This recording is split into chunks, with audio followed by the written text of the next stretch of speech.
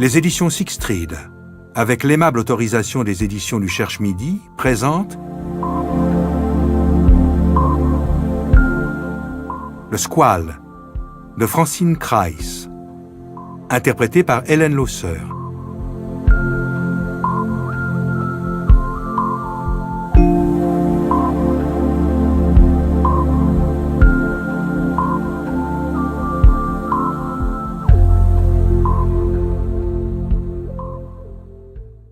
J'ai 2 bureaux, un sous l'eau, un sur terre. Celui à terre est un open space où la mission de mes collègues est de boire. Ce matin, il y avait un bureau d'études PMU à la table 8.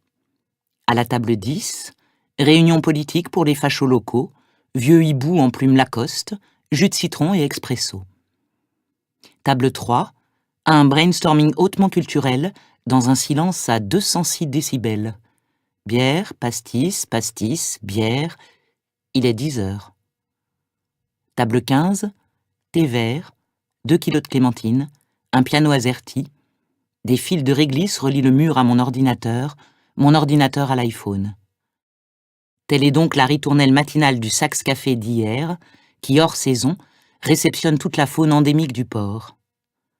En hiver, cela se résume à une poignée de locaux et de marins échoués par gros vent d'est. Nous sommes au mois de février. Voilà 2 mois que je fais décalcomanie dans ce décor qui me scrute à mon insu. Parfois, quelques vieux loups de mer ou snobinards de la voile s'approchent timidement, posent des questions, puis me livrent un bout de leur histoire. Aujourd'hui, la pluie lacère de ses gouttes de mercure la baie vitrée du Saxe. Une série de photos anime mon écran. L'Afrique du Sud et ses virils pixels. Je perçois une approche dans mon champ de vision. Un grand gaillard de 50 ans, au visage tanné. Sa démarche de galion m'intimide. Regard en persienne. Cela fait plusieurs semaines que je l'ai dans mon espace visuel. Il se tient de toute sa hauteur face à moi, en vol stationnaire. « Bonjour, je peux savoir ce que vous faites de si passionnant avec cet ordinateur ?» me demande-t-il d'un air bourru et curieux. « Je suis apnéiste.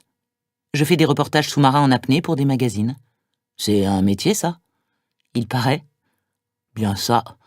Et excusez-moi, hein, mais je suis curieux. »« Pas de mal. » Il repart sans un mot. Il était 14 heures. À 17 heures, il revient vers moi comme une torpille. Impact dans 12 secondes. Furtif, je le retrouve assis à ma table. Il me prend au lasso de son regard déterminé. « Il faut que je vous raconte une histoire. Ça peut vous intéresser pour vos articles. » Encore un qui va me raconter qu'il a pêché au fil dentaire un calamar géant entre Marseille et Cassis. J'en veux subitement à mon père d'avoir été aussi à cheval sur la politesse. Je me retrouve piégée à devoir écouter. Il attaque dans un discours décousu. Je ne comprends pas tout. Je l'écoute malgré moi. Quand j'étais en Corse, sur le port, un mec nous sortait sous le nez des paniers remplis de corail rouge comme on ramènerait des oursins. Un plongeur corailleur corse qui descendait à plus de 100 mètres, remontait sans faire de palier et enchaînait à l'apéro direct. Vous n'êtes pas sans savoir qu'à ces profondeurs, on plonge au mélange. Sinon, on finit comme une bouteille d'orangina avec embolie gazeuse. Il a raison.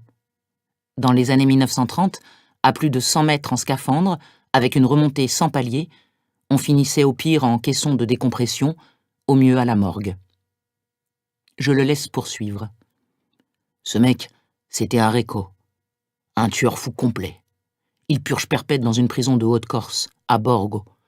Il fait partie d'une famille de criminels de Propriano, tous des tueurs. Mais on s'en fout. Ce qu'il faudrait découvrir, c'est comment ce mec arrivait à descendre à 100 mètres sans faire de palier et sans aucune séquelle. Il y a un dossier pour vous, là, non? Si ça peut vous aider, il a fait aussi partie de la Calypso, avec Cousteau. Je le regarde. Il me regarde. Mon visage affiche une incrédulité flagrante. Il passe la seconde couche. De temps en temps, il embarquait les touristes en mer à bord de son pointu de pêche. Il descendait le mari à la gueuse en apnée, le noyait. Il remontait, violait la femme, la tuait et la jetait, lestée, par-dessus bord, pour la rendre à son mari noyé. Et en plus, ça nourrissait les langoustes. Il rentrait régulièrement bateau vide, mais personne ne disait rien sur le port. On était en Corse, et a Propriano. Je prends mon air le plus empathique possible. Je le remercie chaleureusement de ce scoop incroyable, tout en laissant quartier libre à mes mains. Telles deux araignées besogneuses, elles se remettent au travail. Il se lève. Son flair de marin ne se laisse pas berner par mes mimiques de bonne femme soi-disant convaincue. Il pianote l'air de ses doigts. Tapez Recco sur votre ordi. Vous allez voir, c'est une histoire de fada. Je vous jure que ce mec descendait dans les abysses et a même failli noyer Cousteau. Le problème dans cette famille, c'est qu'il flinguait autant de poissons que d'êtres humains. 20h. Retour à la maison. Mon mari me raconte ses secrétaires, je lui raconte mon pirate de bar. Il me répond « Bac+2 pour finir dans un bar ». Je lui réponds « Bac+5 pour finir dans un poulailler ». Je consulte Google à propos du nom Recco. Je reste scotché. Le psychopathe a bien existé, et c'est un cador des abysses. Mais je ne pige pas. Combien de prénoms pour ce Landru de la branchie? Pourquoi un coup il s'appelle Toussaint, un coup Antoine, un coup Tommy, Thomas, Joseph? Et Pierre, c'est qui? Et il parle d'un Paul. Je navigue de lien en blog et tombe sur l'adresse email de son avocat de l'époque. Ni une ni deux, j'envoie un message.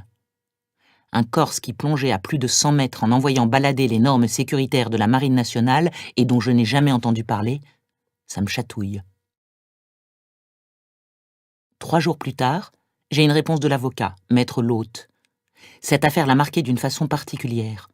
Cela fait des années qu'il veut la mettre sur le papier, mais le manque de temps... Il accepte que l'on se rencontre.